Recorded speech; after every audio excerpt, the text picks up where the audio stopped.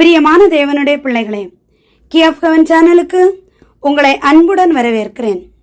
சங்கீத புஸ்தகத்திலிருந்து சங்கீதம் வாசிக்கலாம் வாங்க. இன்றைய தினம் சங்கீதம் அதிகாரம் 49. ஜனங்களே, நீங்கள் எல்லாரும் இதை கேளுங்கள். பூமியின் குடிகளே, சிறியோரும் பெரியோரும் ஐஸ்வர்யவான்களும் எளியவர்களுமாகிய நீங்கள் எல்லாரும் ஏகமாய் செவி கொடுங்கள். என் வாய் ஞானத்தை பேசும், என் இருதயம் உணர்வை தியானிக்கும். என் செவியை உவமை மொழிக்கு சாய்த்து என் மறைபொருளை சுரமண்டலத்தின் மேல் வெளிப்படுத்துவேன். என்னை தொடருகிறவர்களுடைய அக்கிரமம், என்னை சூழ்ந்து கொள்ளும் தீங்கு நாட்களில் நான் பயப்பட வேண்டியதென்ன? தங்கள் செல்வத்தை நம்பி தங்கள் திரளான ஐஸ்வர்யத்தினால் பெருமை பாராட்டுகிற ஒருவனாவது தன் சகோதரன் அழிவை காணாமல் இனி என்றென்றைக்கும் உயிரோடு இருக்கும்படி எவ்விதத்திலாவது அவனை மீட்டுக்கொள்ளவும் அவன் நிமித்தம் மீட்கும் பொருளை தேவனுக்கு கொடுக்கவும் கூடாதே. அவர்கள் ஆத்துமா மீட்பு மிகவும் அருமையாயிருக்கிறது, அது ஒருபோதும் முடியாது.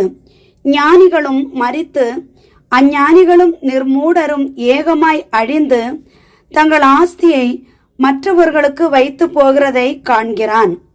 தங்கள் வீடுகள் நித்திய காலமாகவும் தங்கள் வாசஸ்தலங்கள் தலைமுறை தலைமுறையாகவும் இருக்கும் என்பது அவர்கள் உள்ளத்தின் அபிப்பிராயம்.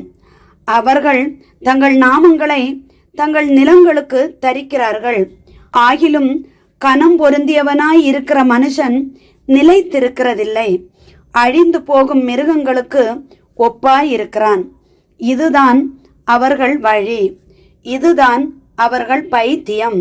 ஆகிலும் அவர்கள் சந்ததியார் அவர்கள் சொல்லை மெச்சிக் கொள்கிறார்கள். ஆட்டு மந்தையைப் போல பாதாளத்திலே கிடத்தப்படுகிறார்கள். மரணம் அவர்களை மேய்ந்து போடும். செம்மையானவர்கள் அதிகாலையில் அவர்களை ஆண்டு கொள்வார்கள். அவர்கள் தங்கள் வாசஸ்தலத்தில் நிலைத்திருக்க கூடாதபடி அவர்களுடைய ரூபத்தை பாதாளம் அழிக்கும். ஆனாலும் தேவன் என் ஆத்துமாவை பாதாளத்தின் வல்லமைக்கு தப்புவித்து மீட்பார்.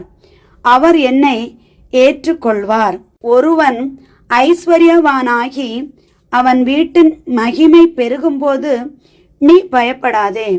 அவன் மரிக்கும்போது ஒன்றும் கொண்டு போவதில்லை. அவன் மகிமை அவனை பின்பற்றி செல்வதும் இல்லை. அவன் உயிரோடு இருக்கையில் தன் ஆத்மாவை வாழ்த்தினாலும் நீ உனக்கு நன்மையை நாடினாய் என்று மனுஷர் அவனை புகழ்ந்தாலும் அவன் என்றென்றைக்கும் வெளிச்சத்தை காணாத தன் பிதாக்களின் சந்ததியை சேருவான். கனம் பொருந்தியவனாய் இருந்தும் அறிவில்லாத மனுஷன் அழிந்து போகும் மிருகங்களுக்கு ஒப்பாயிருக்கிறான். ஆமேன். பிரியமான தேவனுடைய பிள்ளைகளே, உங்களுக்கு இந்த சங்கீத புஸ்தகத்திலிருந்து சங்கீதம் வாசிக்கிறது பிடித்திருந்தால் நீங்க மறக்காம நம்ம சேனலுக்கு சப்ஸ்கிரைப் பண்ணுங்க. அப்போதான் நான் அடுத்தடுத்து பதிவிடுகிற பதிவுகள் உங்களை உடனுக்குடன் வந்து சேரும். ஆண்டவர் நம் அனைவரையும் ஆசீர்வதித்து காப்பாராக. ஆமேன். என்றும் அன்புடன் லைலா ஜேசுபாலன்.